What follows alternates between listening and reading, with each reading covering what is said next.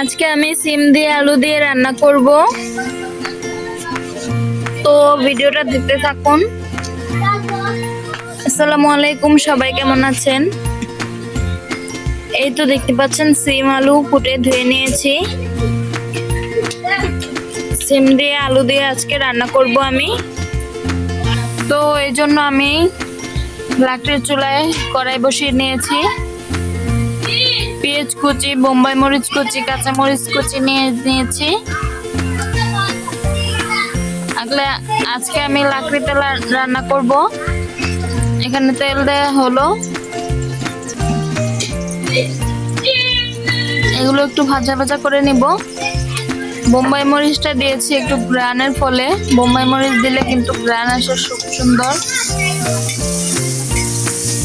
আমি অল্প পরিমাণে দিয়েছি, ঝাল যাতে বেশি না হয়।